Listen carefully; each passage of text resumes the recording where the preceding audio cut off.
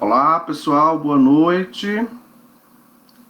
Vamos já iniciando a nossa aula. Hoje de uma forma diferente.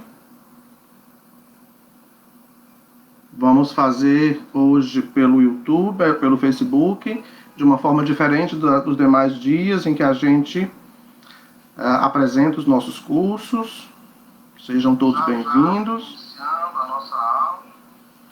Sejam todos bem-vindos, vamos chegando.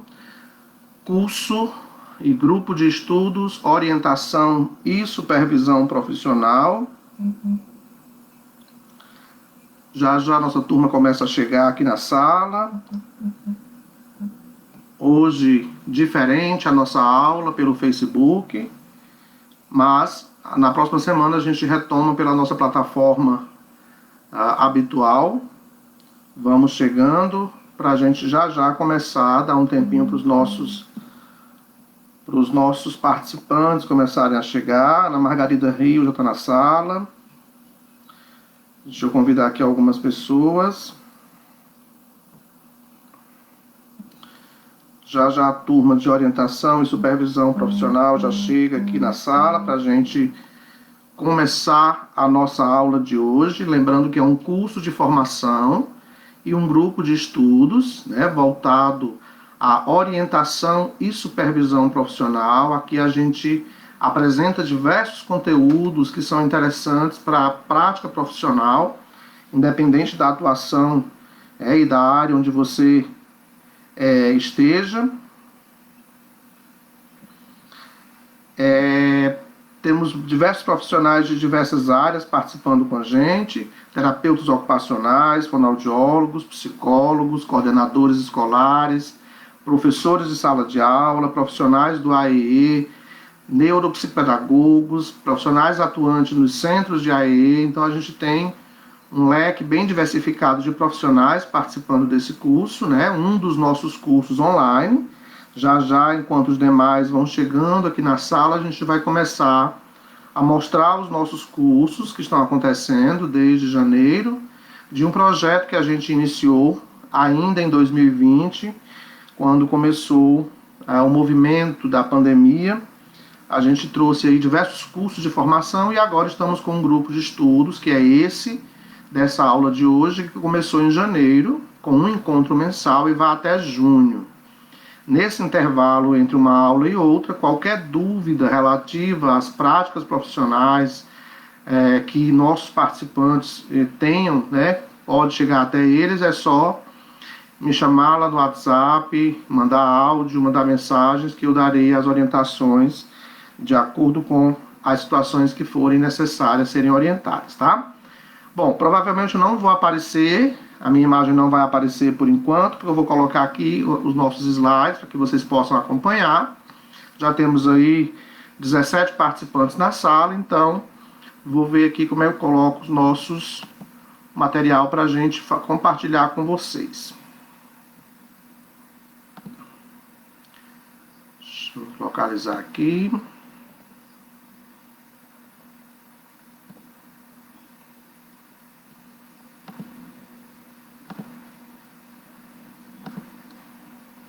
Deixa eu ver se eu consigo aqui compartilhar para vocês. Não está aparecendo aqui a opção para mim.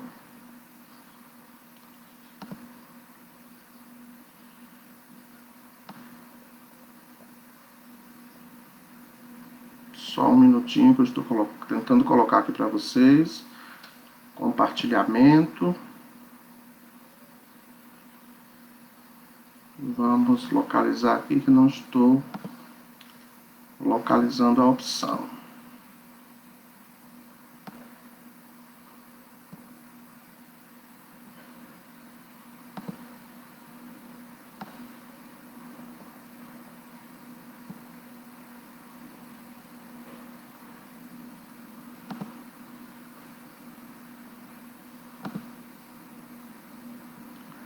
Só mais um minutinho enquanto eu localizo aqui o material para a gente apresentar para vocês. Deixa eu ver se eu consigo compartilhar aqui.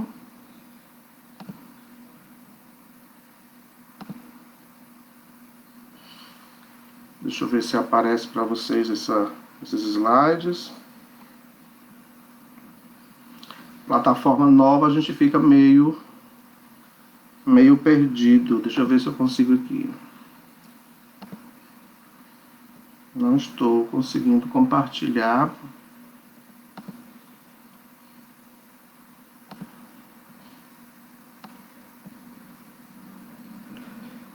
Só ver se eu localizo.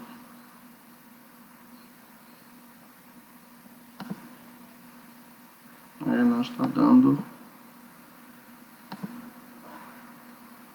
a opção de compartilhar.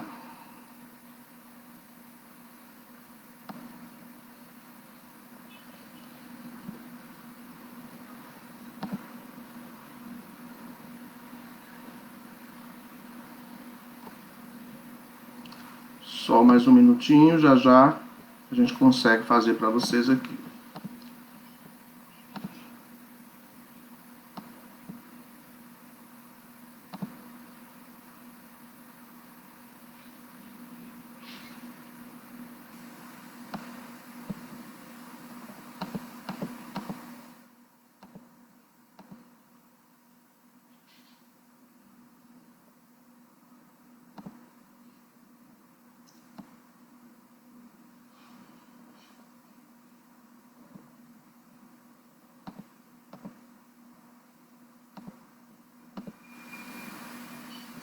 Eu não estou conseguindo compartilhar os slides para que vocês visualizem, mas vamos aqui.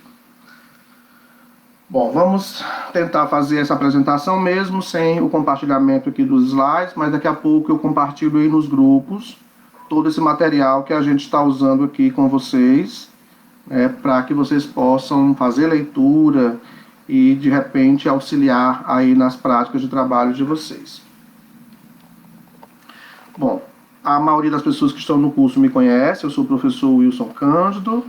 Tá dando para ouvir direitinho? Me dê um retorno aí, por favor, nas mensagens, se o som está ok, se a minha imagem está ok para vocês. Senão a gente tenta modificar aqui, dá só um retorno aí, por favor. Fica aparecendo aqui que não está chegando para vocês meu som e imagem. Tá ok? É uma pena que eu não estou conseguindo compartilhar aqui os slides com vocês.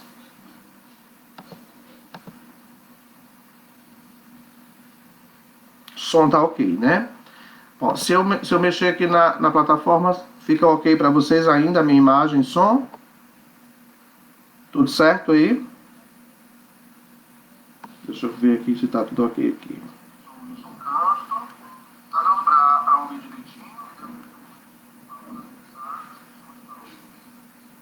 É porque a transmissão pelo celular é como se fosse mais atrasada, né?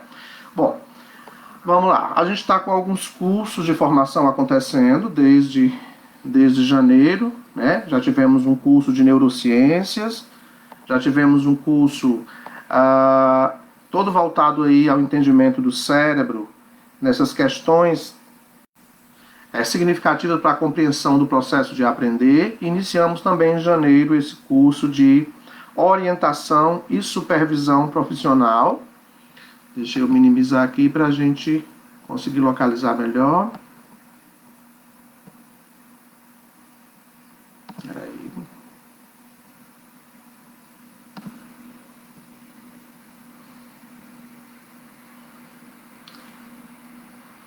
Não fica, não tá visualizando para vocês, né?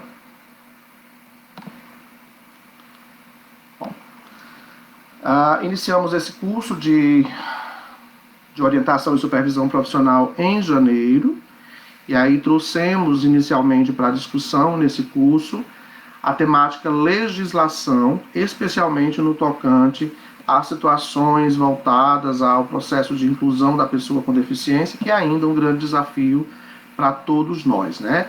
Então, nesse sentido, a gente tem conversado nesse curso e esse é o nosso segundo encontro. Depois desse curso, nós lançamos um terceiro curso, que é o de autismo e deficiência intelectual, e um quarto curso, que é o de atuação neuropsicopedagógica e estratégias de intervenção. Já começamos ontem um novo curso, que é AEE, Atendimento Educacional Especializado em Debate, que é uma temática bem interessante, né, para que a gente possa nortear-se durante a prática de trabalho, seja na sala de recurso multifuncional, seja em centros de AEE. E estamos lançando na próxima semana o curso de Funções Executivas e Cérebro Social. Cursos esses que a gente tem ofertado virtualmente, sempre às quartas e quintas-feiras, né, trabalhando em questões que são importantes para a nossa prática profissional. Nesse primeiro encontro, para esse curso de vocês hoje, Orientação e Supervisão Profissional, nós falamos sobre educação inclusiva, educação especial, falamos sobre atendimento educacional especializado enquanto complementação e suplementação, falamos do decreto 7.611 de 2011 e falamos também sobre o cuidador escolar e algumas situações específicas sobre esse cuidador.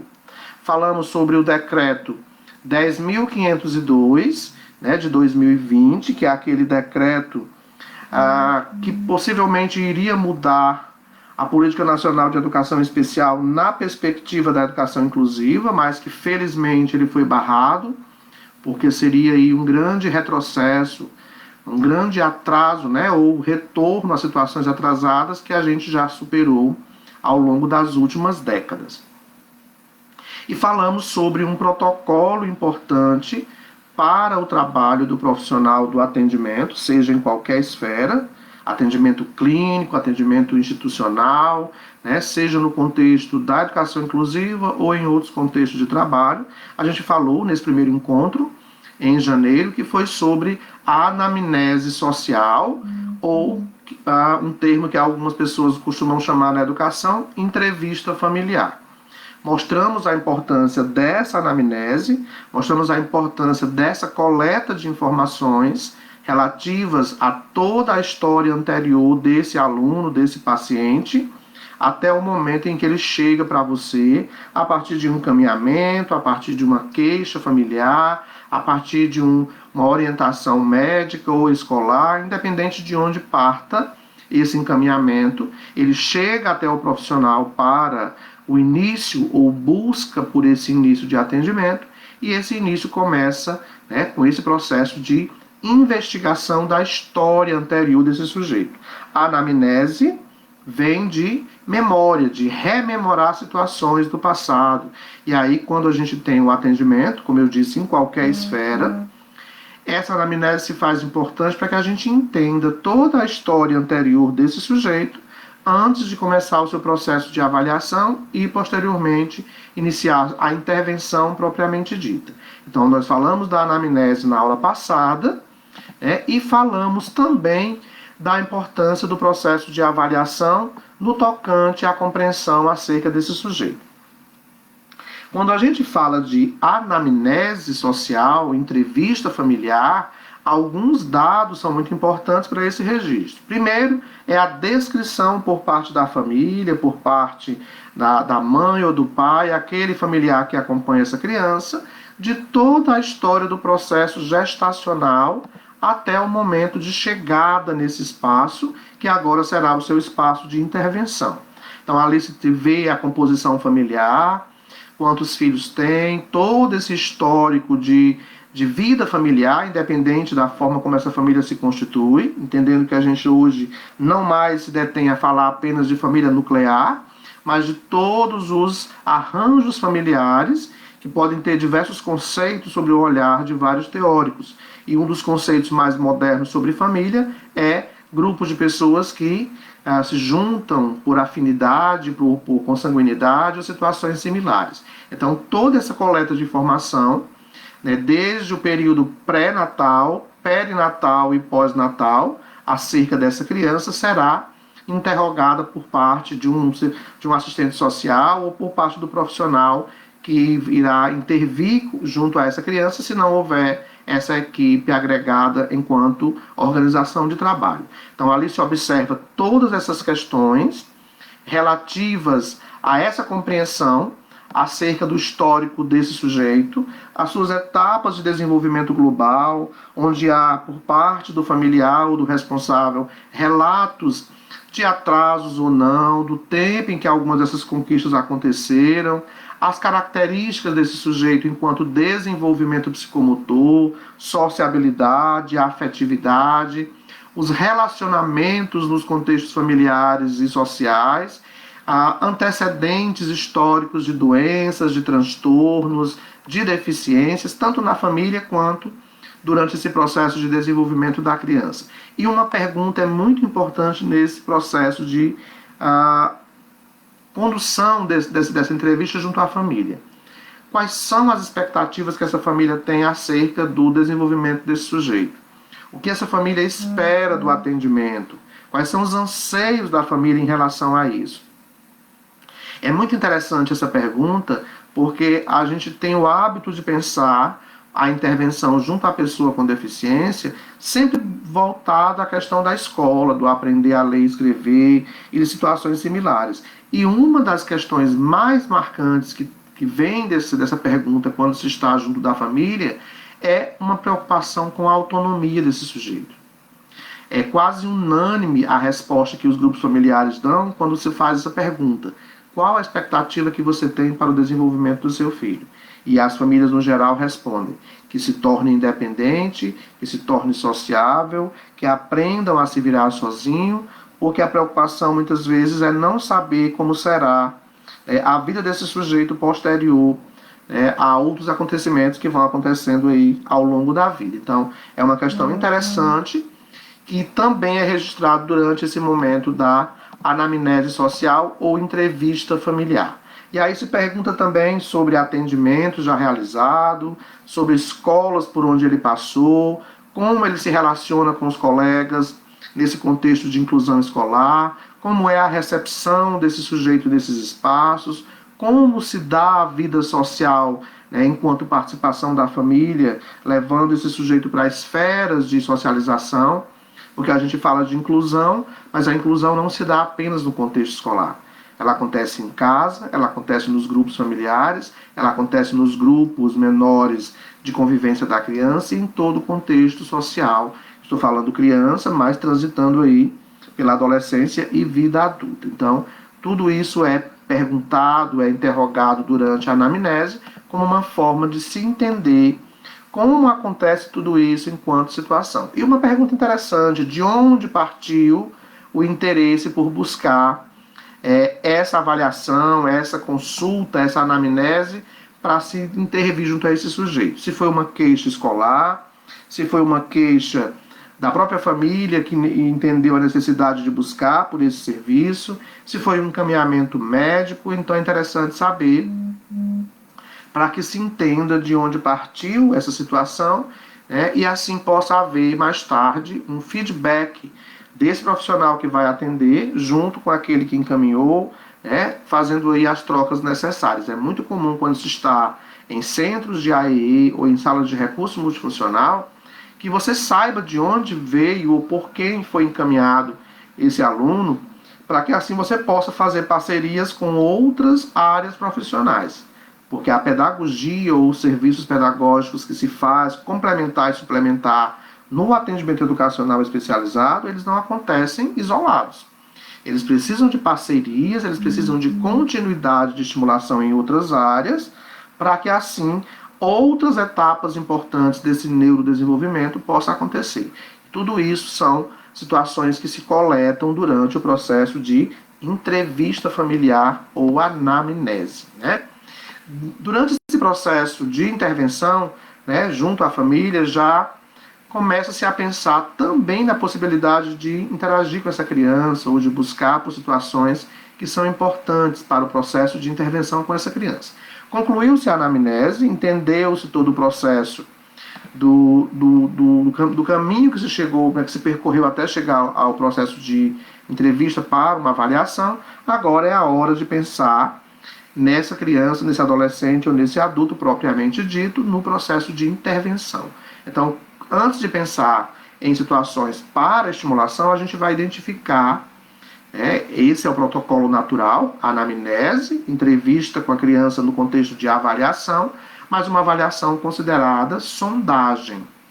Esse primeiro momento que você tem com a criança posterior a essa coleta de informações junto à família, não é para ser considerado a avaliação propriamente dita, mas sim uma observação inicial que será continuada nas sessões seguintes, podendo aí confirmar-se ou não aquilo que se observou nesse primeiro momento.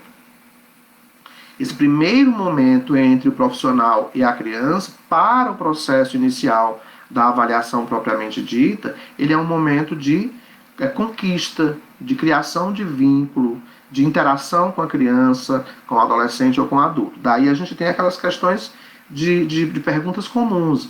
Mas como se dá esse primeiro momento? O que é que eu faço nesse primeiro momento?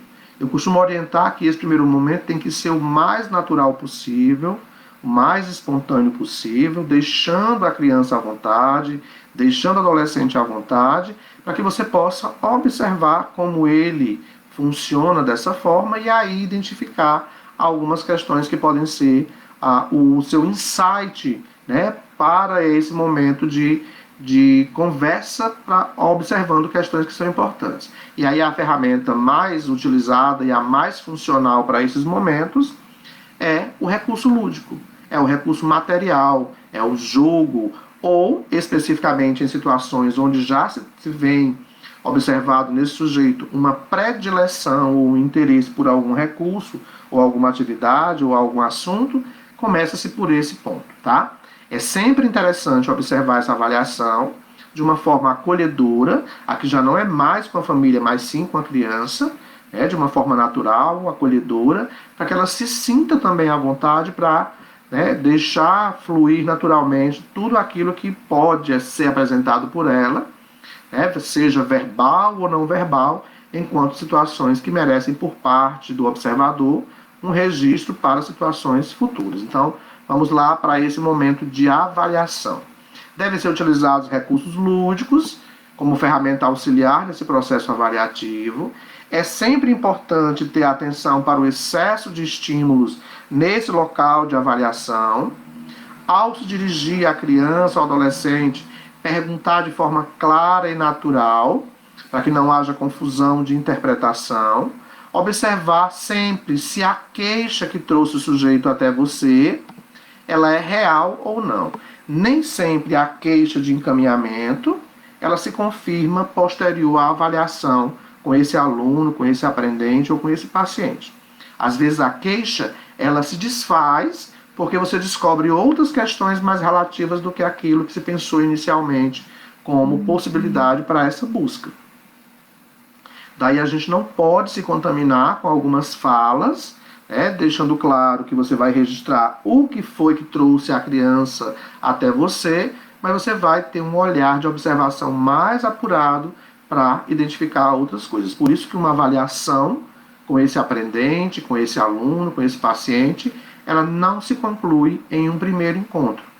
Ela acontece em vários momentos, em várias sessões, para que você possa ir observando como se dá a mudança nessa percepção das situações de aprendizado, de comportamento, de interesses, porque às vezes o primeiro momento ele é um momento travado, ele é um momento onde eu ainda não me sinto à vontade com você, é um momento onde as coisas não vão funcionar tão bem porque eu não conheço esse ambiente, e aí em cada sessão você vai desfazendo algumas questões até chegar numa sexta sessão, tem casos que até 10 sessões, dependendo aí de como se dá cada processo, mas dependendo de cada caso, você já tem aí em 4, 6 sessões um parecer propriamente dito desse sujeito em processo de observação para avaliação. Sempre importante respeitar o tempo de tolerância dessa criança ou adolescente, não influenciar em nenhum momento as respostas. Você pergunta de uma forma clara e vai registrar lá nos seus documentos avaliativos como ela respondeu, como ela compreendeu, deixando claro que você vai oferecer um comando direto, claro, sem dúvidas na compreensão, mas aí você vai fazer o registro dessa forma. Caso você precise de mais informações, de mais comandos, de simplificar ainda mais esse comando, você vai fazer o registro que precisou de mais comando, necessitou de um comando muito mais simples, para que o sujeito pudesse compreender o seu processo de observação, para entender aquilo que estava sendo solicitado enquanto atividade para execução. Nesse momento de avaliação, ou nesses primeiros momentos de avaliação, duas questões são importantes que vocês observem. É o que chamamos de transferência e contra-transferência. A transferência é quando, de repente, nesse processo de entrevista, de observação, né, a criança pode transferir para você, o paciente pode transferir para você qualquer tipo de atitude ou conduta, né, inconsistente ou até meio hostil, associando você com qualquer figura de representação na vida dele. Então é natural que alguns tenham uma empatia com você, outros podem ter um excesso aí de hostilidade ou de antipatia. Então essa transferência pode acontecer, não é uma questão que aconteça em todos os casos, mas ela pode acontecer, da criança transferir para você algum tipo de sentimento associado a outra pessoa, lembrando dessa outra pessoa em você, e aí causando um mal-estar nesses primeiros momentos. E a contra-transferência é quando você transfere, você profissional transfere para o paciente ou o aluno qualquer tipo de situação similar, né, tratando de uma forma ou afetiva em excesso ou hostil em excesso, associando aí com figuras de representação ou não para você. Então, esses dois momentos devem ser tratados com muita atenção para que isso não seja uma possibilidade de atrapalhar o seu processo de avaliativo. Em alguns espaços que se compõem de equipes multidisciplinares, a gente estava falando de avaliação enquanto observação de um profissional. Sala de recurso multifuncional que faz aí, tem um profissional que observa o processo avaliativo. Em outros espaços clínicos tem um profissional que faz esse processo da anamnese e avaliação, mas existem espaços como os centros de atendimento, como os NAPs, como esses centros que trabalham com saúde e educação, que têm equipes, né? E aí é interessante quando se fala de avaliação inicial, aquela avaliação primeira de sondagem, é importante que essa avaliação aconteça em equipe. Como assim? Todos junto com a criança, sim. É interessante que nesse momento você, junto com a sua equipe de trabalho, se organizem para um momento único de avaliação, onde um profissional vai conduzir o processo e os demais, dentro das suas áreas, vão fazendo os seus devidos apontamentos ali acerca do que é observado. Caso aconteça de alguma situação dentro de cada área não ser contemplada por esse profissional que está conduzindo o processo, aí cada profissional vai coletando informações dentro da sua área de atuação. Por que é interessante esse processo em conjunto? Isso já acontece nos núcleos de atendimento pedagógico especializado, isso já acontece em alguns centros de AE. Por que é interessante? Porque é menos cansativo para a criança esse primeiro momento, que dura em torno de 40 minutos, no máximo 1 hora, com toda a equipe, do que ela passando de um por um enquanto avaliação. Se for um processo de avaliação individual, nesse primeiro momento de observação, ao final da última avaliação você vai ter uma distorção de informação em relação às primeiras. Por isso que é importante, quando acontece esse primeiro momento de sondagem, que é aquele momento de observação primeiro, para se identificar quais são as emergências de atendimento para aquele caso, aconteça juntos, né? A equipe multidisciplinar se junte e faça esse momento de observação. Depois, durante o processo de intervenção, aí cada um que vai atender esse sujeito, ele vai fazer o aprofundamento naquilo que ele acha que é interessante observar na sua avaliação propriamente dita, que é um outro momento, como eu disse, que demanda de mais observações. Então, ela é menos cansativa para a criança, ela possibilita ao final desse momento um breve estudo de caso, uma discussão entre a equipe para apontar quais são as emergências iniciais de atendimento, para discutir quais são as necessidades de encaminhamento fora desse espaço, para discutir quais são as situações que podem ser consideradas prioritárias nesse primeiro momento. Normalmente, quando se trabalha num centro de atendimento, que tem uma equipe muito grande, é aconselhável que você ofereça para esse sujeito de imediato, enquanto atendimento, 2 ou 3 atendimentos, né, 1 ou 2 vezes por semana.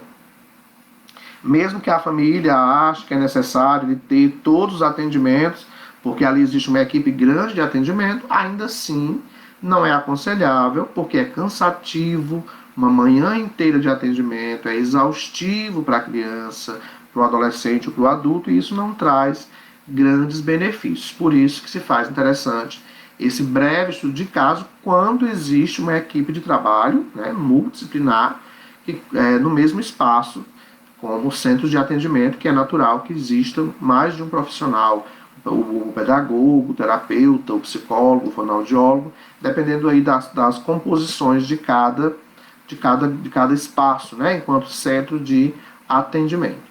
Eu ainda estou tentando ver se eu compartilho com vocês a tela, mas não está dando a opção. Vamos retomar aqui.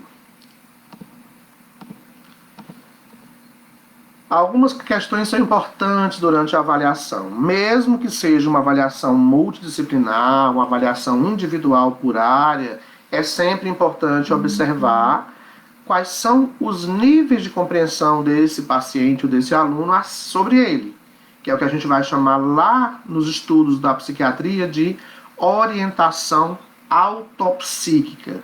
Se ele sabe o nome dele, a idade, data de nascimento, o nome do pai, nome da mãe. Mesmo que você tenha essas informações já coletadas durante a anamnese, é importante você perguntar durante a avaliação com essa criança, com esse paciente, para saber se ele tem essa consciência de situações acerca dele, que é o que a gente chama de orientação autopsíquica. É o entendimento de informações sobre ele.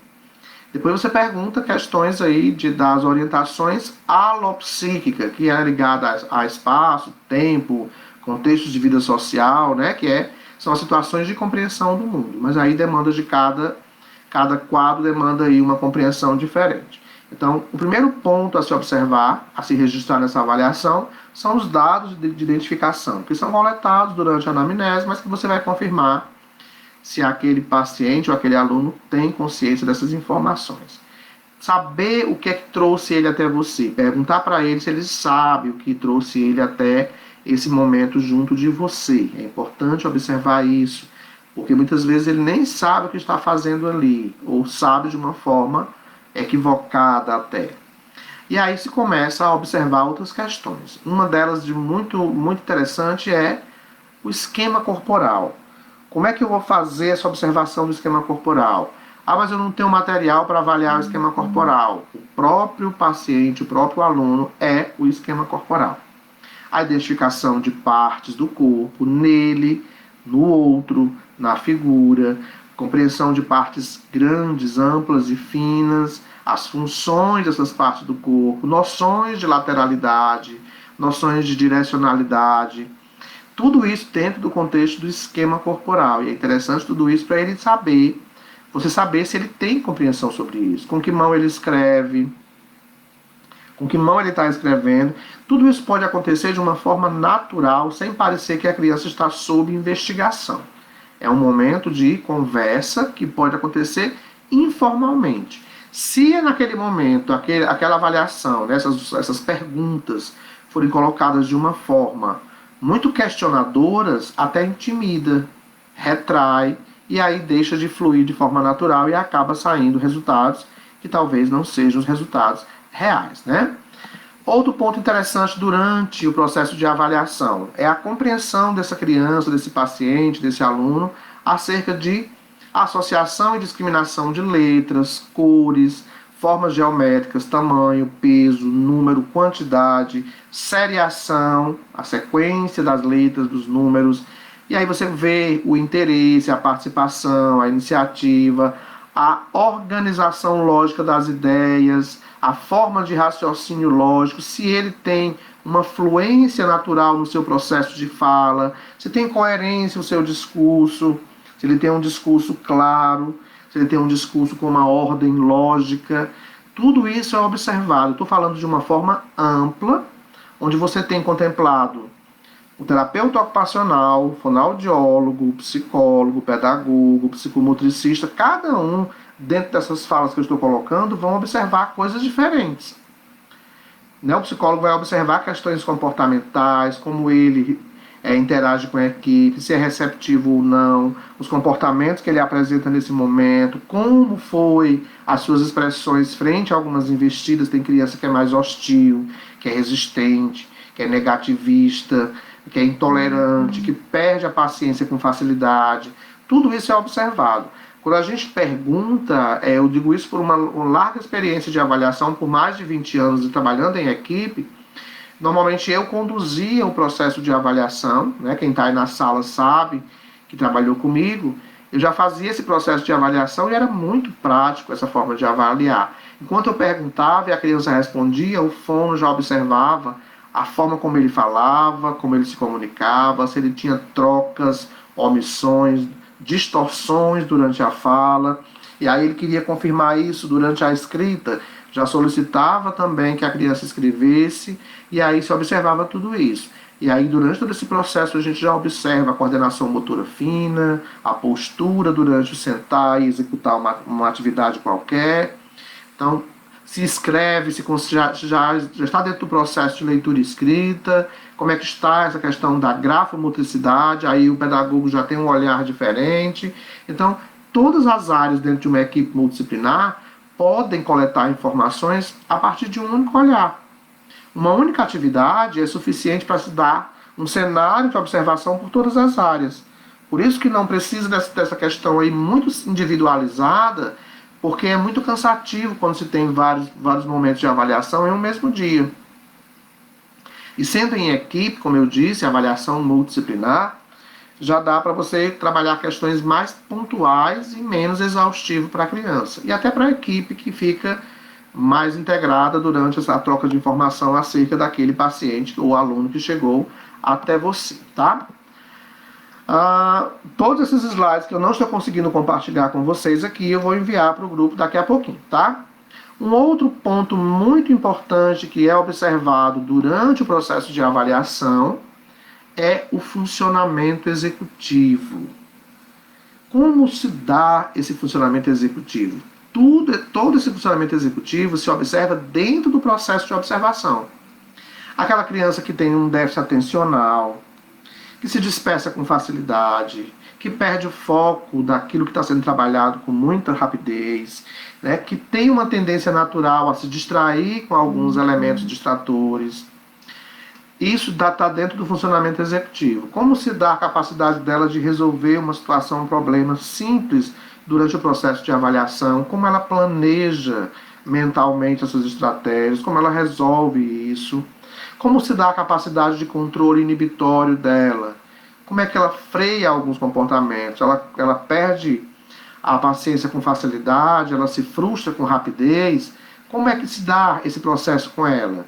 É algo natural ou ela tem uma dificuldade em lidar com isso? Então são questões interessantes que precisam ser observadas para que não aconteça aí uma falha nessa observação e mais tarde deixe de trabalhar questões que podem ser de fato bem significativas, tá? Então o funcionamento executivo está envolvendo tudo isso: a atenção, flexibilidade mental, a rigidez mental, planejamento, solução de problemas, memória de trabalho, que é aquela memória que a criança precisa ter a informação enquanto realiza uma tarefa, né, e o controle inibitório, que é muito significativo, além da capacidade de fluência, de categorização de situações, dependendo dos grupos diversos. Tudo isso está dentro do funcionamento executivo.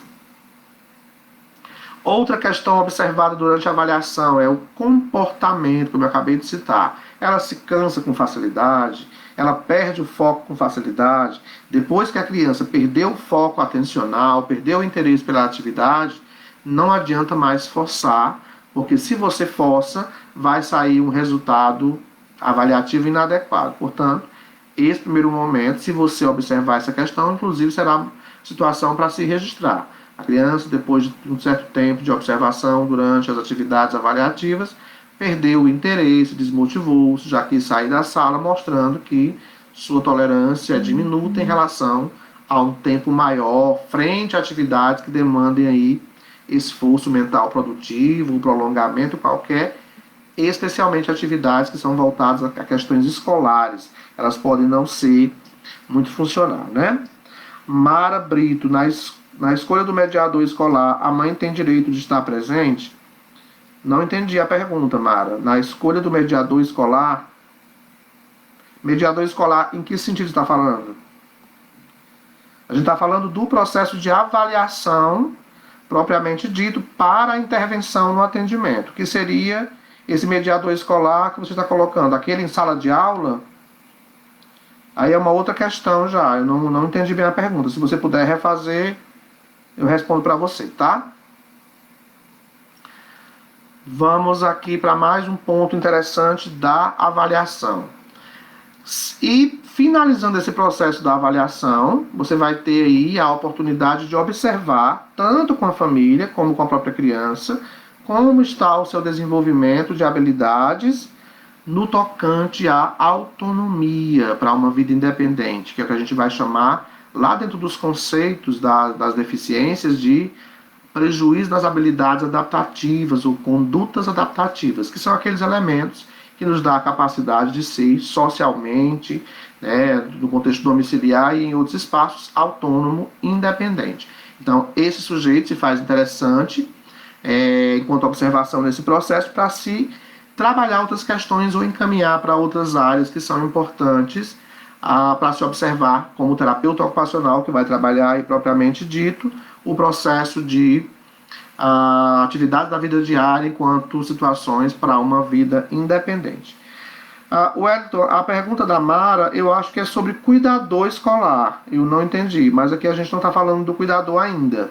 A gente está falando propriamente do processo de avaliação para o atendimento. Não estamos falando de sala de aula, estamos falando de atendimento, ok, Mara? Se você puder refazer a pergunta, eu respondo com o maior prazer.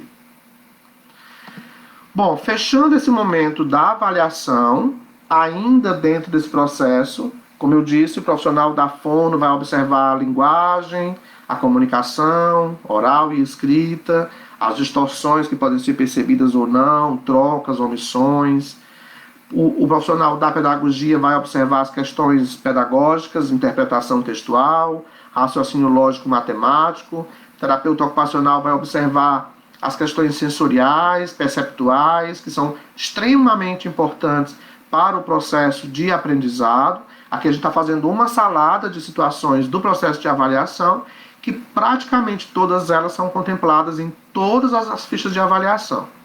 Sendo que em algumas áreas você tem características diferenciadas pela área de formação, mas tem elementos que são comuns a todas as áreas. Por isso que eu coloquei tudo junto, para que todos vocês que são de áreas distintas possam entender que essa avaliação que eu estou falando desse sujeito em condição de atendimento, ela deve contemplar tudo relativo ao seu processo de neurodesenvolvimento.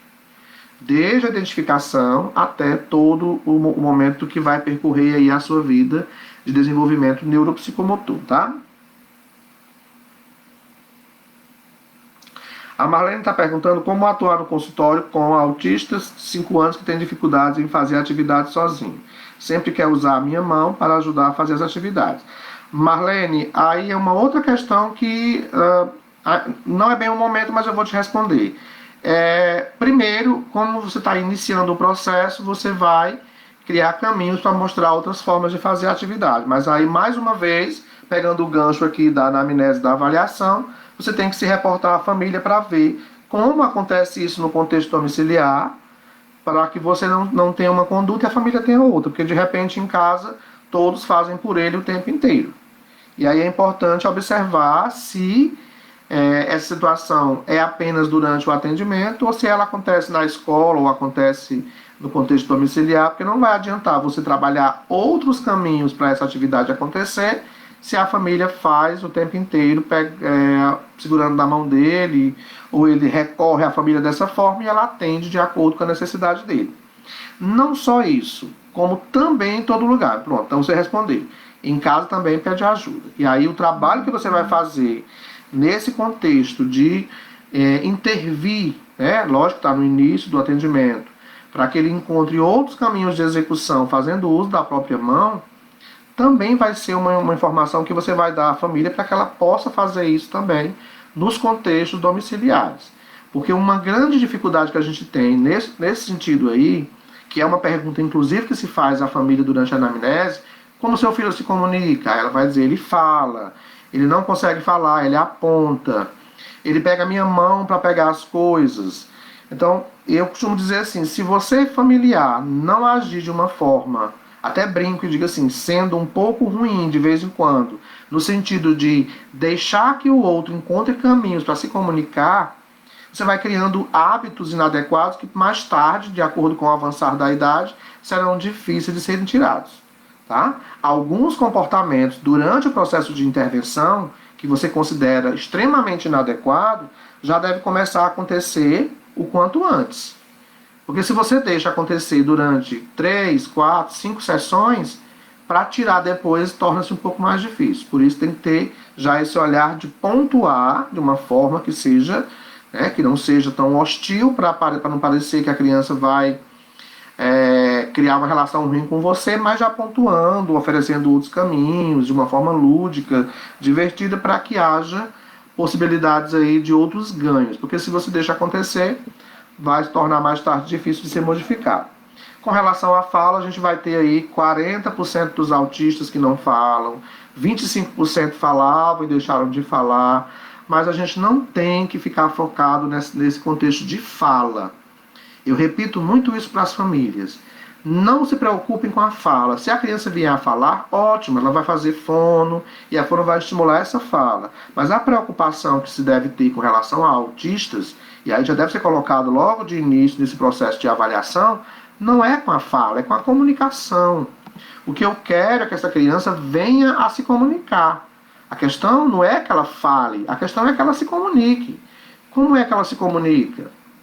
Se tem alguém tentando adivinhar as coisas para ele, ou pegando na mão dele, ou fazendo por ele, ele não vai encontrar um meio de comunicação.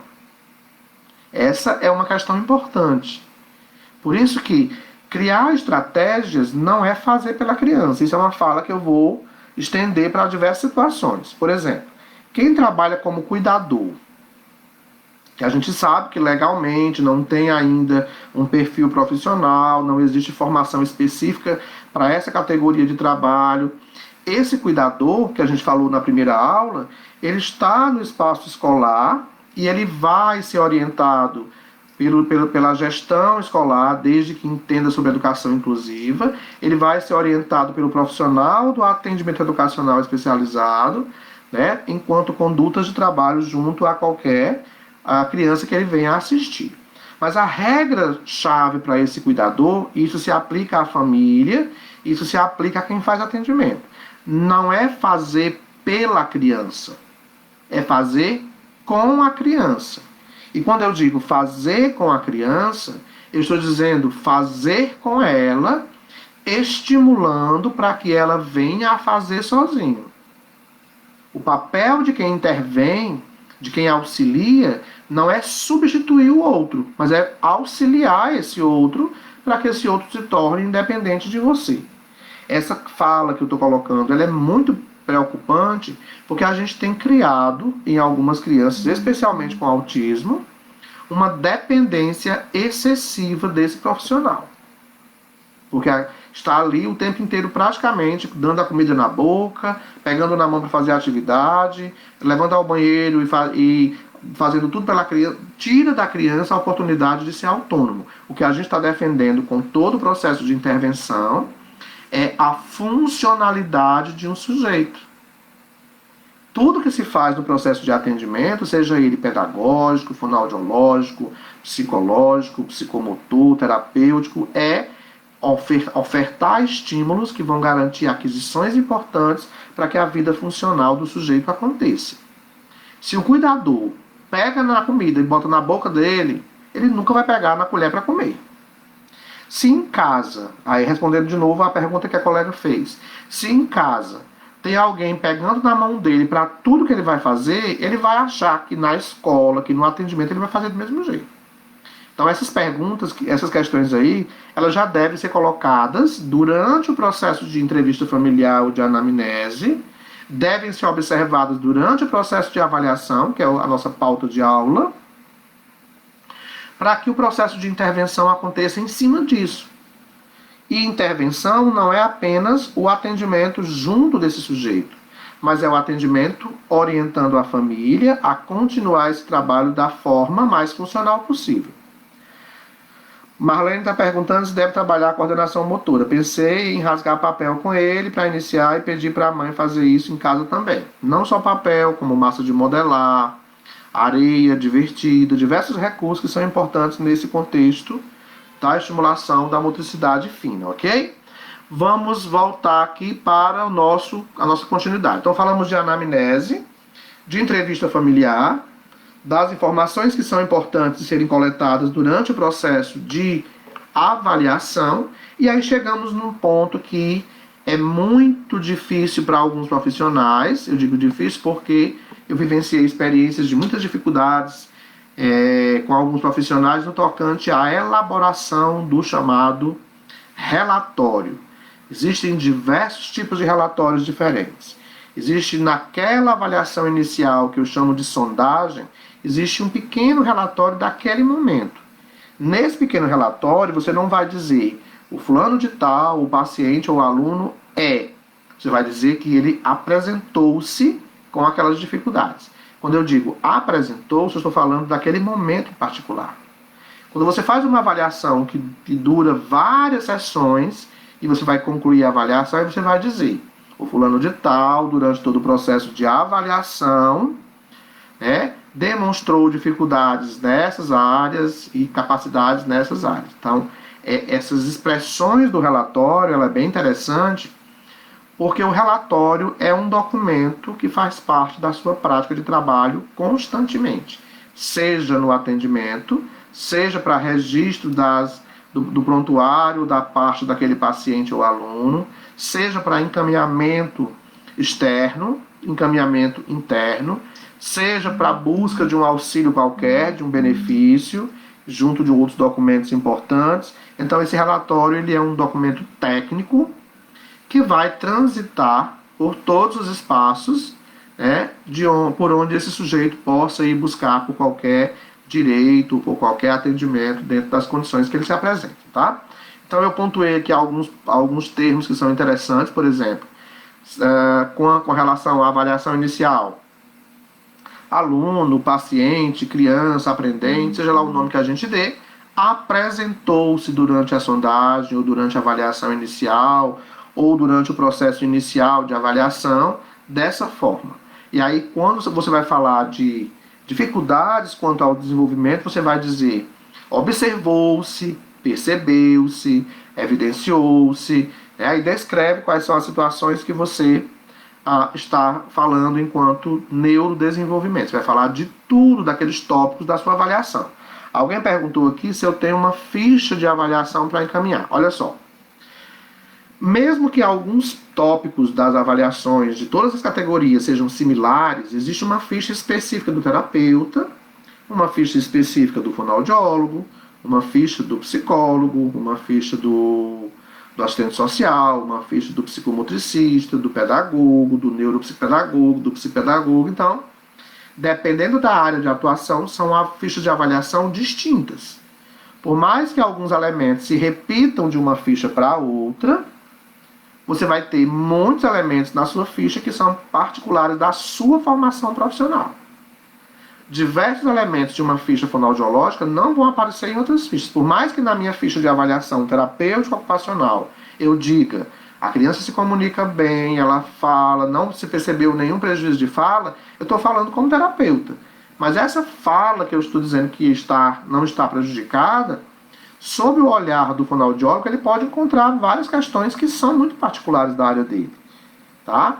Então é por isso que é importante, dentro dessa avaliação multidisciplinar, que cada um dos profissionais nas suas áreas se aprofundem naquilo que é interessante observar dentro de cada área. Lá no seu espaço propriamente dito, você tem uma ficha particular onde você vai investigar com profundidade tudo aquilo. Noções de percepção, noções de motricidade fina, de uma forma superficial, que é diferente da abordagem do terapeuta, que é diferente da abordagem do psicomotricista. Cada um tem fichas muito particulares com elementos distintos área por área, tá bom? Voltando para as questões do relatório. Ao final desse relatório que você descreveu como a criança se apresentou, como você percebeu as dificuldades, quais foram as capacidades que você identificou. Lá no finalzinho é sempre importante que você sugira alguma coisa. Sugere esse serviço de suporte na sua área, que é a sua área de atuação, mas quando você for fazer um relato sobre uma dificuldade que você percebeu relativa a outra área de atuação, você não vai dizer sugere-se atendimento fonoaudiológico se você é pedagogo. Não, você vai dizer sugere-se uma avaliação fonoaudiológica, caso essa avaliação não tenha acontecido na equipe. Sugere-se encaminhamento para uma avaliação médica, para redefinição diagnóstica, ou para definição diagnóstica, ou para possível intervenção medicamentosa de acordo com a avaliação médica. Então você não vai dizer que esse sujeito precisa de, você vai dizer que está sugerindo uma avaliação nessa outra área que é diferente da sua. A gente tem que ter cuidado com isso para não parecer que nós já estamos dando um parecer de uma outra área que não compete a nós. Eu gosto muito de dizer isso porque é uma questão que a gente já observa. Eu já recebi diversos alunos que já vinham assim: fulano de tal precisa de terapia ocupacional. Quem vai dizer é o terapeuta. Quem vai dizer se ele precisa de fono é o fono. No máximo que você vai dizer na sua área de atuação é que você está sugerindo que seja realizada uma avaliação nessa ou naquela área. Se vai necessitar ou não de atendimento nessas áreas, quem vai dizer isso durante o processo de descrição do relatório é o profissional de cada área, tá? É só uma chamada de atenção para a gente não cometer esses tipos de erros que a gente sabe que acontece em algumas situações aí percebidas nos nossos espaços de trabalho, tá? Que mais? Bom, eu gosto sempre de iniciar o relatório fazendo uma apresentação do aluno ou do paciente. Aí eu até fiz um textinho aqui para que vocês possam ter um norte. Por exemplo, o aprendente, ou o paciente, ou o aluno, fulano de tal, diagnosticado com o diagnóstico tal, e aí você já olha para a pasta desse aluno, desse paciente, e coloca entre parênteses o nome do médico que deu aquele quadro diagnóstico a esse sujeito. É uma informação importante. Porque não é você que está dizendo o diagnóstico dele. Você está usando uma informação relativa a algum diagnóstico já fechado que um profissional da área médica, né, definiu para esse sujeito. Então, se puder colocar isso no seu relato, é interessante também. Continuando. E aí você vai dizer que, posto que, consequente a esse diagnóstico, foi observado tais dificuldades que levou até a queixa, que levou até a busca por esse serviço, seja na sala de recurso multifuncional, seja no consultório. Em seguida você vem com aquela descrição. Quanto ao seu desenvolvimento global, você vai registrando o que foi observado de dificuldades, e também não esquece em nenhum momento de fazer registro das capacidades que esse sujeito apresenta. Porque ninguém é só dificuldade, a gente também vai registrar as capacidades. O que é dificuldade a gente vai ampliar, vai melhorar, vai estimular. O que é capacidade a gente vai reforçar, vai manter, vai ampliar, enquanto verbos para situações particulares lá no plano de intervenção. E repetindo o que eu disse antes, ao final você sugere o atendimento, sugere uma avaliação, que assim se faça necessário, tá? Bom, ao final desse processo avaliativo, seja aquele processo que você teve alguns momentos de observação que aconteceram posteriores àquele momento inicial, né, aqueles momentos lá durante as sessões de atendimento, você fechou o relatório e agora você vai fazer o seu plano de intervenção dentro da sua área. O plano de intervenção individualizado, que vai contemplar todas as situações que você quer atingir a curto, médio e longo prazo, chamados objetivos a curto, médio e longo prazo. Nesse plano de intervenção você vai definir quais atividades serão importantes para utilizar com esse aluno, esse paciente, quais atividades não serão interessantes de ser utilizadas, porque a gente sabe que tem atividades indicadas e tem atividades contraindicadas. Por isso que é interessante avaliar cada recurso utilizado. E aí você vai criar objetivos.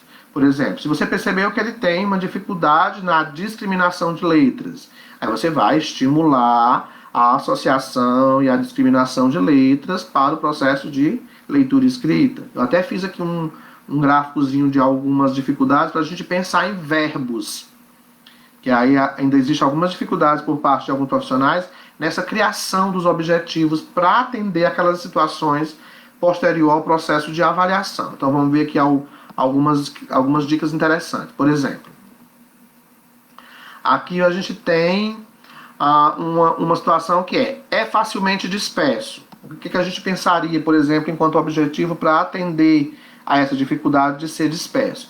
Melhorar ou estimular com o uso de atividades X ou Y os níveis de atenção e concentração.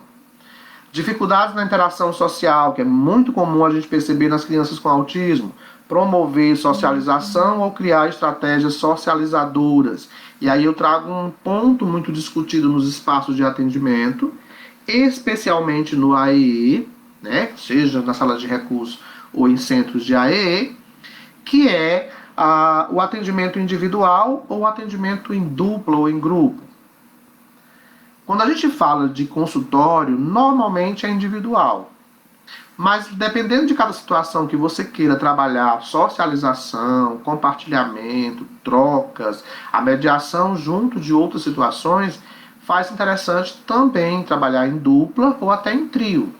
Lógico que você tem todo um trabalho anterior, individual, preparando para esse momento. Isso vai ser congregado com a família, né? vai ser combinado com as famílias para que também elas entendam a necessidade desse trabalho acontecer em pequenos grupos, que é o que a gente espera que o sujeito venha a interagir, a socializar, a trabalhar limites, comportamentos, dependendo do seu objetivo. Lá no AEE, Sala de Recurso Multifuncional, lá no AEE, Centro de Atendimento Educacional Especializado, lá nos espaços considerados núcleos de atendimento pedagógico, que na minha concepção são centros de AEE, se faz necessário muitos casos mais complexos, mais graves, como alguns autistas, dependendo dos níveis de prejuízo, deficiência intelectual, que isso seja individual. Mas que esse individual não seja algo prolongado demais, enquanto continuidade em dupla, em trio ou em grupos. Por quê? Quando a gente fala de inclusão escolar, a gente está falando de um espaço de sala de aula com vários alunos que precisam ser trabalhados conjuntamente pelo professor. Quando a gente fala de alunos com deficiência em condição de inclusão, e esse atendimento no contexto escolar acontece sempre individual, fica na cabeça da criança que em sala de aula a atenção do professor será para ela também individualizada o tempo inteiro. E acaba gerando aí alguns problemas nesse contexto social maior. Quando a gente trabalha dupla ou trio no atendimento, a gente facilita muito a socialização desse aluno nas atividades de sala de aula, grupais, e até nos contextos sociais de interação. Então, o atendimento individual, ele só será interessante nesses casos, quando se tem muita complexidade sintomática dos casos diagnosticados, mas quando você já percebe que há possibilidades dessa criança interagir com outras, é interessante sim colocar em dupla ou em trio. Vamos dizer um grupo grande para não ser difícil conduzir. Mas crianças com necessidades muito similares ou que possam estimular uma a outra, é muito interessante quando ela acontece essa intervenção dessa forma, dupla ou trio. Mas, reforçando, muitos casos têm dificuldades ainda pelas as questões sintomáticas, né, como casos mais graves que envolvem comportamento, a dificuldade de tolerância, inquietação e agitação motora. Aí são casos particulares que serão individuais. Muitos autistas são individuais, mas sempre pensando aí na possibilidade de inserção num pequeno grupo, porque a proposta maior que nós temos nesse contexto de vida autônoma é a socialização. Por isso que é interessante também pensar nesse sentido, ok? Vamos aqui para mais um ponto do que a gente observou durante a avaliação. Baixa tolerância à frustração. E aí vamos trabalhar com atividades. E aí entra o que eu acabei de falar. Interessante nesse contexto aí, trabalhar frustração, comportamento, situações aí como essas que só o atendimento em duplo ou em trio pode trabalhar essas questões. Individualmente é mais difícil. Trabalhando com outra criança, você vê como a criança compartilha, aí você vai intervir nesse processo de compartilhamento dessa criança com outra, como ela consegue dividir o jogo, como é que ela interage com o outro, e aí é um trabalho que já ganha um outro sentido, tá? A Valnísia perguntando, no nosso processo de avaliação que eu já conheço, o que você mudaria? Olha, eu acho que é um processo de avaliação muito feliz, esse que o CREAS realiza já há muitos anos, né, que acontece, como eu disse, o processo de avaliação inicial, que é o processo em grupo, né, que acontece com a equipe, terapeuta, fono, psicólogo e o pedagogo, são os quatro, né, terapia, fono, psicologia e pedagogia. Eu acrescentaria nesse grupo a psicomotricidade, já que tem profissionais que trabalham na equipe multidisciplinar, nesse processo aí do grupo. Né?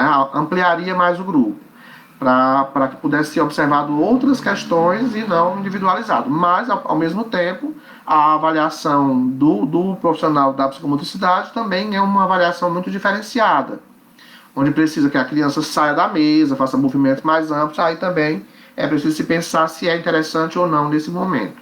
Eu acho que como a gente fazia, né, a avaliação com terapeuta, fono, psicólogo, pedagogo, e depois dessa avaliação, um momento com o psicomotricista, também é interessante porque é um outro trabalho de observação ampla e fina, enquanto coordenação motora, que tem uma diferença daquela atividade que a gente faz na mesinha com a criança, esse processo inicial, que é o que a gente já vem realizando há alguns anos. Então eu acho que é uma avaliação bem feliz, a criança não fica cansada, há uma agilidade maior na quantidade de avaliações realizadas, oportuniza aos profissionais aquele momento primeiro de contato juntos com aquele aluno e facilita ao final da avaliação os encaminhamentos de emergência, né? 2 ou 3 inicialmente, que é o que eu chamo de breve estudo de caso. É quando a gente discute ali em equipe quais são os atendimentos emergenciais. E a gente sempre fazia isso. Já depois da avaliação, fechava aquele pequeno relatório, que não é o relatório avaliativo, é o relatório da sondagem ou da avaliação inicial, e já sugeria aí os primeiros atendimentos emergenciais, que conforme a avaliação dessas áreas possam acontecer mais aprofundadas, também pode se rever se é necessário ou não, ou se pode mudar esse processo inicial. Mas aí, Val, respondendo a sua pergunta, eu acho que é uma avaliação bem feliz essa que já acontece, tá? É sempre interessante porque dá uma agilidade.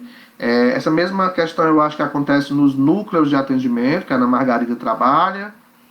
E isso é muito prático, não só para agilizar na quantidade de avaliações, como também já para dinamizar de uma forma não cansativa para o aluno, né? No nosso caso, alunos com deficiência, autismo e altas habilidades, e isso torna-se mais prático, né, de execução. Então eu acho que não tem que mudar muita coisa aí não. Tá? Só ver com o profissional da psicomotricidade se ele acha interessante participar junto com o grupo ou fazer em um momento de continuidade, um momento à parte, já que se trata de uma avaliação mais diferenciada, que envolve movimentos e situações similares, tá? Bom, algumas sugestões para a gente fechar esse momento que tá bem interessante. Infelizmente a gente não pôde compartilhar os slides. Eu até tinha organizado bem direitinho, mas os slides não saiu aqui. Teria algum tipo de baralho para avaliar atenção, foco, na estímulos? Olha só. A gente tem diversos recursos, como baralhos, como jogos, mas qualquer recurso que você usa no processo de intervenção, ele avalia o que você quer, né? O nível de atenção e concentração. Durante qualquer atividade, você observa se esse sujeito tem condições de focar de forma produtiva durante a execução da atividade, se ele perde o foco atencional com facilidade. Então, um baralho para avaliar o nível de atenção propriamente dito, não. A gente tem baralhos que avaliam os estilos de aprendizagem, né, se é visual, sinestésico, auditivo, o perfil representacional de cada um desses estilos de aprendizagem. Temos baralhos que dá a possibilidade de trabalhar questões comportamentais, baseado na terapia cognitivo-comportamental com alunos que têm comportamentos aí diversos, além do baralho Aprendendo a Aprender. Tem baralhos para TDAH, identificação e estratégia. É basicamente esse. E vai chegar uma série de baralhos lá para abril ou maio, de várias outras possibilidades. Mas no processo de atenção, como você colocou, todos os recursos são recursos interessantes para se avaliar, tá?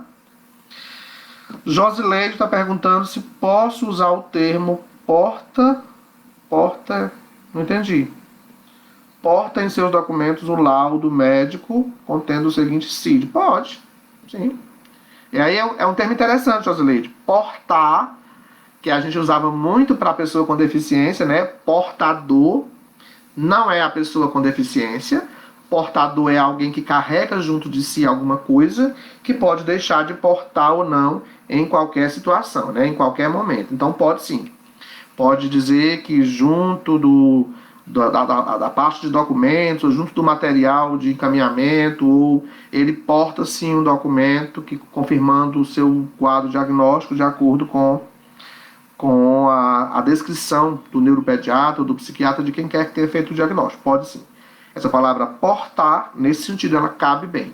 Ela não cabe bem é quando eu digo portador de deficiência, portador disso ou daquilo. Aí não cabe, porque portador é alguém que carrega consigo alguma coisa. Nesse caso aí, que a Josileide colocou, carrega consigo um documento, um diagnóstico, uma declaração, um laudo, seja lá o nome que a gente dê, né?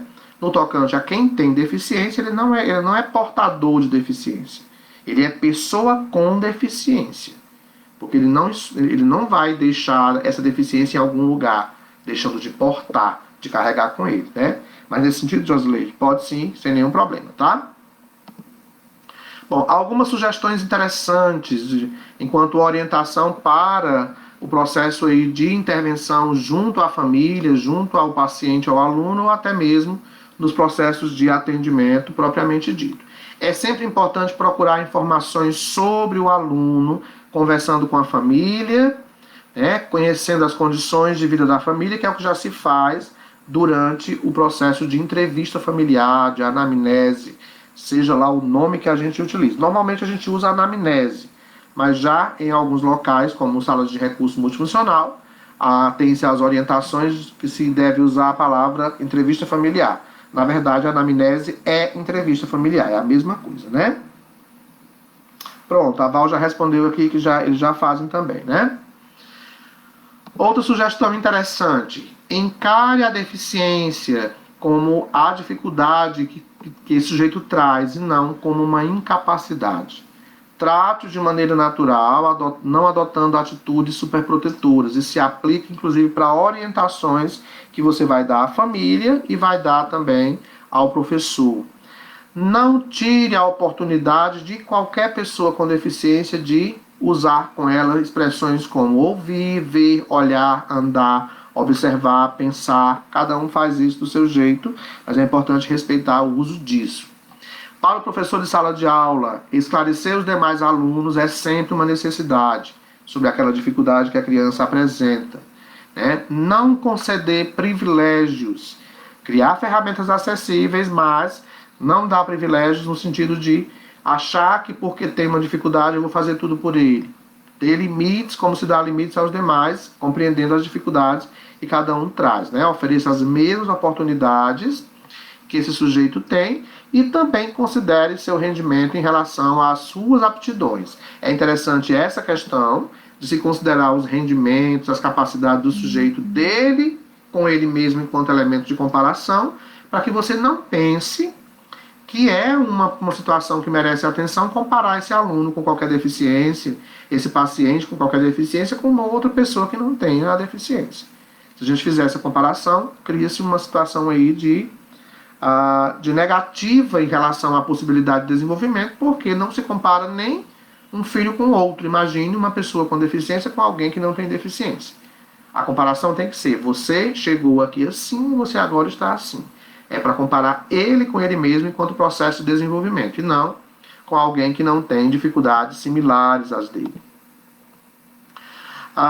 Cuide para que ele esteja sentado no local apropriado, e aí é importante essa fala do professor observar questões mínimas dentro de sala de aula, do profissional do atendimento observar questões mínimas durante o atendimento, a postura durante o sentar para realizar a atividade. Mas eu tenho que olhar isso também, ali você trabalha a correção postural, você trabalha a postura mais adequada, estamos falando de equilíbrio estático. Ali eu vou corrigir situações que são inadequadas, já possibilitando a conquista de situações favoráveis em outros ambientes. Posicionar a criança bem na cadeira, a mesa tem que estar na altura adequada. Isso se aplica à sala de aula. Na sala de aula se chama isso de adequações curriculares de pequeno porte, que é uma atitude do professor da porta da sala para dentro. Nesse espaço, ele tem competência para olhar o lugar mais apropriado para aquele aluno sentar, tirar aquele aluno de um espaço onde ele vai perder o foco atencional com facilidade, colocar esse aluno mais à frente para que ele possa dar assistência a ele, falar virado para ele, posicionar esse aluno de uma forma que ele possa compreender melhor as situações que estão acontecendo, retirar esse aluno próximo de janelas ou de luminosidades, se for um aluno com baixa visão, porque isso compromete o campo visual. Então são pequenas ações dentro desses espaços, seja sala de aula ou atendimento, que faz toda a diferença no processo de intervenção. Paulina está dizendo que através desses estímulos e repetição iremos ter um desenvolvimento satisfatório, com certeza. Falar com clareza, com naturalidade, oferecendo orientações claras e diretas. Se você for expor um comando e você vê que a criança tem dificuldade de compreender, expõe esse comando sob diversas formas, para que haja compreensão. Isso acontece em todos os momentos. E aí eu vou de novo voltar lá para o início da nossa aula. O profissional que está à frente desse primeiro momento com a família, por exemplo, de anamnese, de entrevista familiar, seja o assistente social, seja o profissional que vai atender e que é quem vai fazer também essa entrevista, quando ele começa a conversar com a família, ele já deve ter esse olhar de identificação para o nível sociocultural dessa família. Se ele percebeu que a família não tem muita instrução e tem dificuldade de compreender situações mais técnicas, ele deve adequar sua linguagem à compreensão da família. Da mesma forma, isso se aplica à criança. Eu vou adequar a minha linguagem, o meu comando, a minha orientação, de acordo com o nível de compreensão dela. Conforme ela vai ampliando a capacidade de compreender, eu vou ampliando o meu nível de complexidade enquanto informação. Porque o que às vezes a gente observa, por exemplo, lá na anamnese ou em momentos de orientação à família, é que o profissional faz uso de termos tão elaborados, tão técnicos, que a família, com vergonha de perguntar o que aquilo significa, ela sai da sala com mais dúvida do que entrou. E se você fala dessa forma, você, em vez de ajudar, você atrapalha. Então, não é falar de uma forma popular, mas é adequar sua linguagem à forma de compreensão do outro. Isso é inclusão. Isso é acessibilidade. É você ajustar o que você quer oferecer à forma como o outro tem de compreender. Isso acontece deve acontecer em sala de aula. Se o professor percebe que esse aluno não compreendeu aquela explicação, ele vai criar um outro caminho de explicação para que ele possa compreender. Conforme ele vai evoluindo, ele vai aumentando as dificuldades nessa forma de apresentar esse comando que ele quer que o outro execute. Inclua esse aluno em qualquer atividade, seja ela dupla, trio ou grupo. De novo, a gente está resgatando aquela história que trouxemos inicialmente da importância de atender também em dupla e em trio. A gente não pode esquecer que a vida social ela é grupal. Sala de aula é grupal. Intervalo escolar é grupal. Se a gente trabalhar o tempo inteiro esse sujeito individual, ele vai ter dificuldade de se inserir em situações de grupo. Mas, lógico, cada caso é um caso que merece uma atenção especial e a gente tem que olhar esses casos particularmente falando, tá? Vamos para mais algumas orientações para o profissional do atendimento ou professor de sala de aula. Coleta de informação junto à família. Quanto mais informação, melhor você compreende como esse sujeito funciona. Lembrar que baixas expectativas acerca dessa criança pode levá-la também a se sentir inferiorizada, incapaz. A validação, ela é muito positiva. Está dentro de vários programas de intervenção, modelos de intervenção, métodos de intervenção. Validar não é você supervalorizar. Validar é você qualificar as conquistas do outro, tá? Validar é você mostrar para o outro que o que ele fez tem importância para você. Não é excessiva essa validação. Eu gosto muito de dizer isso, porque eu já peguei casos onde em outros serviços a criança era tão validada que ela achava que a cada peça do jogo que ela ia encaixando, eu tinha que aplaudir. Cuidado, a validação é ao final de uma atividade, quando você parabeniza, quando você elogia, né? Não, cuidado para você não fazer isso em excesso, que gera aí comportamentos também não muito interessantes, tá? Mas validar é você mostrar que o outro conseguiu, que o outro é importante, e isso traz uma elevada aí na autoestima, tá? Não deixar que os familiares ou o aluno use sua deficiência como desculpa para diversas situações. É muito recorrente isso, de você ver a família se vitimando, ou a criança dizendo que não vai fazer, e quando a criança diz que não vai fazer porque ela tem deficiência, é porque em casa alguém diz que ela não vai fazer, porque ela é assim por conta da deficiência. Então, essa deficiência é uma barreira, ela não é a dificuldade total do sujeito. É uma dificuldade, não quer dizer que isso gere uma incapacidade, tá? Nem pode ser validado esse tipo de situação com a família, e nem com o aprendente, o paciente, ou quem quer que seja que esteja no seu processo de intervenção. Então é importante lembrar disso para não alimentar esse tipo de comportamento, ou já trabalhar isso de uma forma interessante. Evite sentimentos de medo, ansiedade, culpa ou piedade que podem ter sérios efeitos para a autoimagem e a autoestima da criança.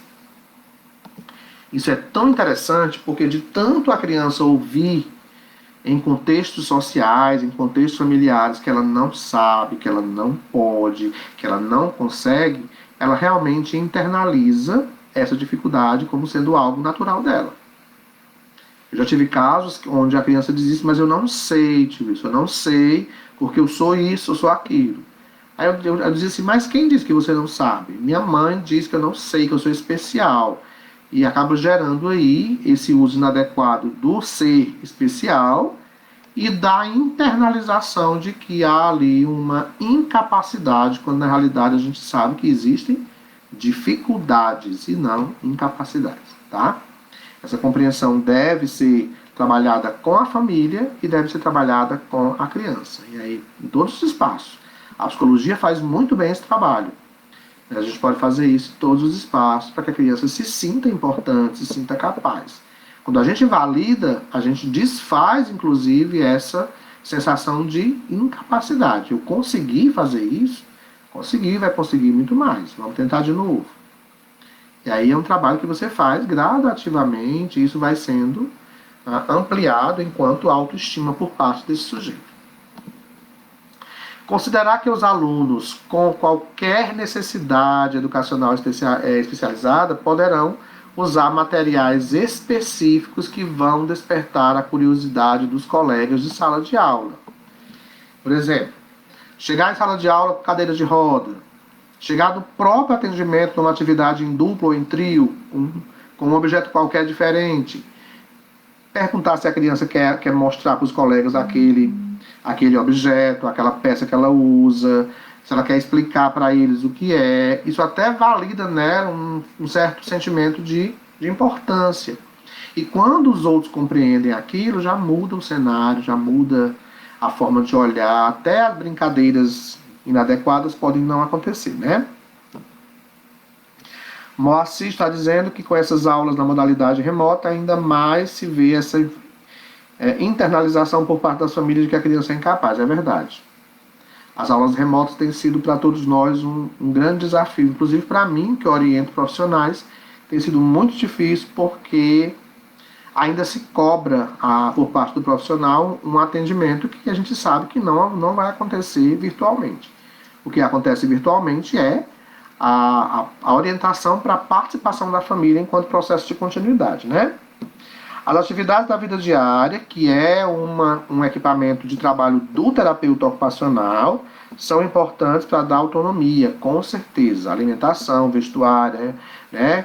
A capacidade de locomoção, a capacidade de uso de diversas situações dentro do contexto domiciliar e em outros contextos são importantes. Como intervir primeiro com o autismo de 5 anos antes de trabalhar as aprendizagens pedagógicas? O trabalho da terapia ocupacional, onde você vai fazer esse encaminhamento, eu não sei qual a sua formação, você vai encaminhar para um profissional terapeuta ocupacional que vai trabalhar especificamente uma avaliação funcional para o processo de intervenção enquanto AVDs, tá? AVDs é uma abordagem da terapia ocupacional. E aí você mesmo responde, eu devo deixar para o teu trabalhar esse aspecto? Com certeza. E aí mesmo o terapeuta ocupacional trabalhando as AVDs, você pode auxiliar o trabalho desse profissional durante a execução de atividades no seu processo de intervenção, trabalhando com outros elementos que são também interessantes nesse processo de aquisição, como alinhavos, cubos de atividades, a própria estimulação para que esse sujeito possa realizar atividades simples no contexto do atendimento é interessante para o processo de autonomia nas atividades da vida diária. Quando você oferece isso, manda ele pegar alguma coisa, pede para ele organizar alguma coisa, né? Trabalha outras atividades nesse contexto da motricidade fina, motricidade ampla, eu estou auxiliando direto e indiretamente esse trabalho que o terapeuta faz, que é o trabalho de estimulação no contexto de atividades da vida diária, que é uma abordagem de funcionalidade muito específica dessa categoria, tá bom? Vamos mais aqui para algumas outras orientações. Ajude o aluno, o paciente, a descobrir suas possibilidades, incentivando seu esforço e não superestimando, né, ou subestimando sua capacidade. Oriente também seus colegas e familiares sobre suas potencialidades. Lembrar que o trabalho individual, mais uma vez reforçando, é importantíssimo, vai acontecer em muitos casos, porque tem casos realmente que ainda não dá para se trabalhar em grupo, mas os pequenos grupos favorecem outras conquistas significativas, trocas, compartilhamentos, atenção compartilhada, questões comportamentais, controle inibitório, frustração, perdas e ganhos, além de situações que são importantes para o contexto de autonomia, comunicação, né? Sem comunicação não existe interação. Mas meu aluno não fala. Ok. Fala não representa comunicação. Comunicação é troca de informação. Ele pode se comunicar pela fala ou pode se comunicar por outros equipamentos ou elementos alternativos não verbais. Daí a gente tem a comunicação alternativa. Os PECs, as figuras, as imagens, outros elementos de comunicação alternativa são importantes. Mas o que eu quero dizer é que a gente precisa encontrar, junto da pessoa com autismo, com paralisia cerebral, com deficiência intelectual, com qualquer dificuldade relativa à comunicação social, caminhos que favoreçam essa troca. Fala é a articulação mecânica de palavras, compreensivas ou não. Comunicação é a troca de informação entre duas pessoas. E a interação social só acontece quando a comunicação, de alguma forma, é veiculada. Então, se eu não troco informação com o outro, como eu vou conseguir interagir? Só há interação se houver troca entre eu que estou oferecendo um comando e o outro que está compreendendo esse comando. Se duas pessoas conversam e elas não sabem o que uma ou outra fala, elas não estão se comunicando.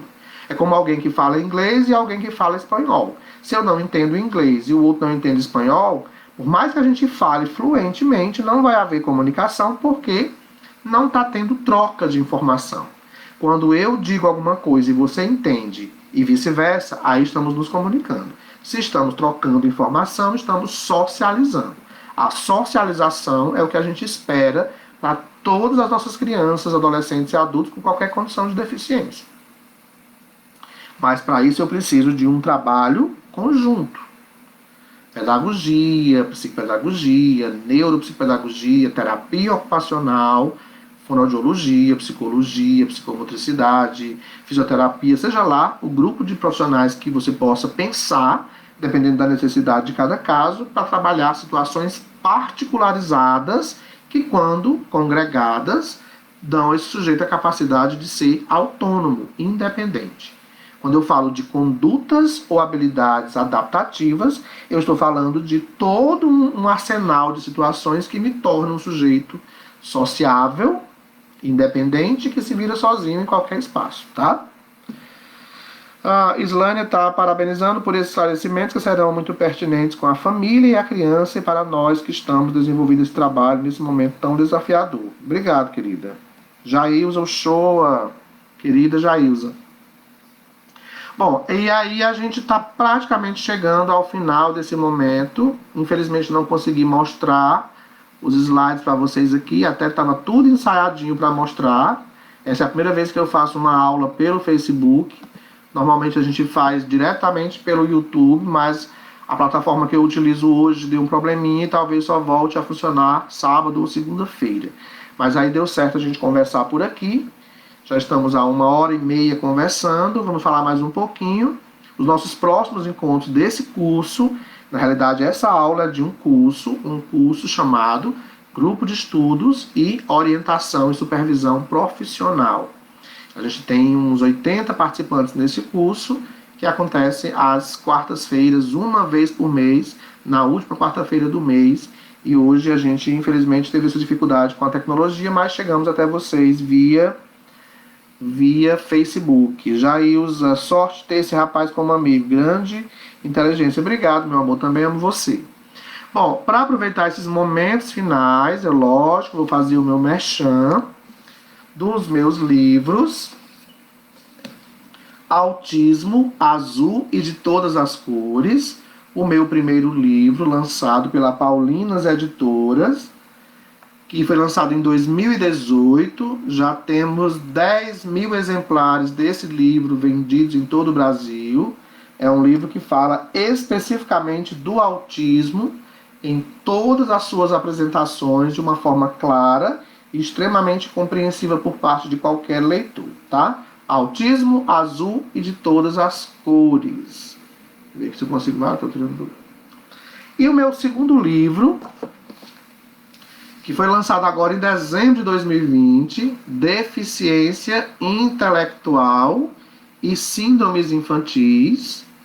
Esse livro chegou em dezembro, a gente está trabalhando a divulgação desse livro, ele é um pouco mais volumoso que o primeiro. Aqui a gente fala de deficiência intelectual, a gente fala de autismo, a gente fala de microcefalia, síndrome congênita do Zika vírus, fala de diversas comorbidades presentes nas deficiências intelectuais e nos autismos, como as síndromes infantis, e dá orientações práticas, né, no tocante aí às abordagens clínica e institucional, trabalhando em cima desse livro, tá? Então são esses dois livros da Paulinas Editora, Autismo e Deficiência Intelectual, e tem também esse livro, que não é meu, é um livro do grupo de estudos da UFC, da querida professora Robéria Vieira Barreto, que coordenou esse grupo de estudos na UFC, e eu fui convidado por esse grupo a escrever um capítulo sobre autismo e educação inclusiva nesse livro. Infelizmente não tem mais ele impresso, mas caso alguém queira, é só me solicitar lá pelo WhatsApp que eu mando em PDF. Então esse aqui esgotou todas as vendas dele, Educação Inclusiva e Educação Especial, onde eu tenho um capítulo sobre autismo e educação inclusiva. Aqui são 14 capítulos de vários profissionais que trabalham com educação inclusiva, e eu tenho um capítulo sobre essa temática. E está saindo agora no final de fevereiro, em São Paulo, pela Litera Books de São Paulo, o livro Autismo, um Olhar por Inteiro. Está chegando para mim até o começo de março, onde eu também venho com um capítulo falando sobre autismo, desvendando o autismo, mitos e verdades, nesse próximo livro que vai chegar em breve, tá? E para 2022, se tudo der certo, eu estarei escrevendo um livro sobre neurociência, função executiva e estimulação cognitiva. É um outro livro onde eu vou trabalhar o processo aí de intervenção a partir dos recursos lúdicos, né, que a gente tem trabalhado aí ao longo das nossas formações, tá? Altas habilidades não, Ismênia, não trabalho tanto com altas habilidades, Mas tem uma colega que é expert aí, a Flávia Brandão, que é muito, muito habilitada a falar sobre altas habilidades. Obrigado, Valdenira, Marli dos Anjos, Rosa Bezerra, saudade de vocês. Maria do Socorro, Marlene. Bom, mais uma vez divulgando, nós temos vários cursos acontecendo. Tivemos o curso de Neurociência em janeiro, que ainda pode ser feito caso alguém queira. Iniciamos esse curso que vai até junho, esse de orientação e supervisão profissional. A gente vai até junho com um encontro e nos intervalos de um encontro para o outro, quem precisar, né, que faz parte do grupo, quem precisar de orientação, tira dúvida em relação a condutas de trabalho, é só me procurar, que eu sempre dou retorno com o maior prazer. Quem me acompanha sabe que eu estou sempre dando resposta às perguntas e dificuldades que vocês têm. No mês de fevereiro a gente tem 2 cursos de deficiência intelectual e autismo e neuropsicopedagogia, que estão encerrando na próxima semana. Amanhã encerra o de neuro, mas pode fazer ainda até março, abril, quem tiver interesse. E temos 2 cursos já para março. AEE em debate, que a gente começou ontem. E temos, iniciando na próxima semana, o curso de função executiva e cérebro social. E em breve lançando mais 2 para abril, paralisia cerebral e o outro de estimulação sensorial. Então a gente tem todos os meses até agosto 2 cursos online acontecendo, e em março, se Deus quiser, a gente retoma o nosso espaço de trabalho presencial, gradativo, né, com os nossos cursos presenciais de formação e as nossas turmas de pós-graduação em autismo, em neuropsicopedagogia, em psicopedagogia, em AEE e em psicomotricidade. A gente tem algumas turmas ainda acontecendo, presencial, estamos trabalhando online, à distância, presencial, para não atrasar tanto. E a partir de abril e maio a gente tem novas turmas de pós-graduação iniciando também. A pandemia atrapalhou bastante o nosso trabalho, mas a gente tem conseguido continuar esse processo de formação de vocês mesmo à distância, tá? Temos também aí o nosso espaço que trabalha com teleentrega, com vendas de jogos educativos e livros didáticos, além das nossas lives, que toda semana acontece uma. Ontem mesmo a gente teve uma sobre TDAH e próxima semana a gente tem outra. Estamos sempre aí trazendo informações para vocês, tá bom?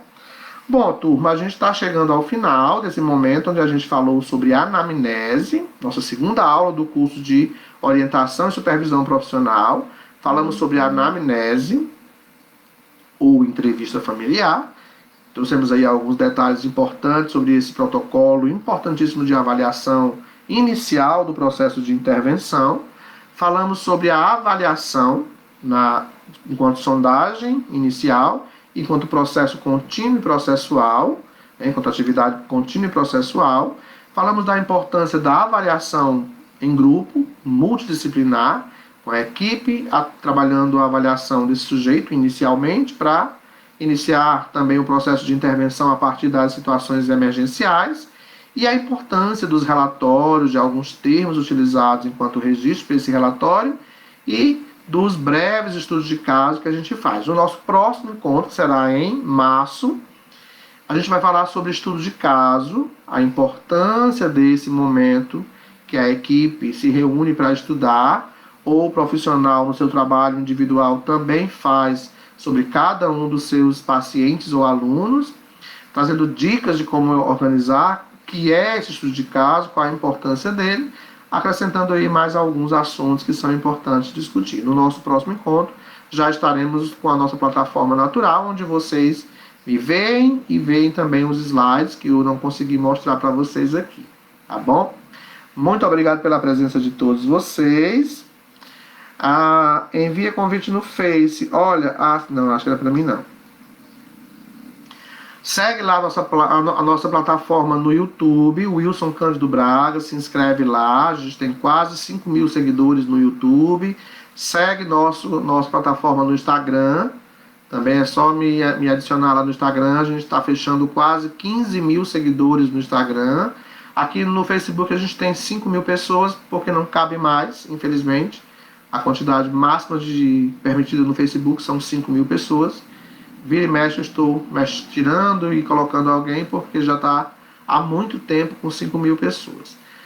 Mas é só nos acompanhar aí nas plataformas em geral, para ficar por dentro das informações. Qualquer dúvida, me chama lá no WhatsApp, que eu respondo com o maior prazer, ou no Message, ou no direct do Instagram, tá bom? Beijos, boa noite a todos. E turma, já já eu mando para vocês os slides que a gente usou hoje, conversando sobre esses assuntos que são importantes para a nossa prática profissional. Afinal de contas, o nosso curso é orientação e supervisão profissional. Eu sou o professor Wilson Cândido, diretor da Mais Estímulos, e mais uma vez trazendo informações para vocês. Beijos, boa noite e até breve.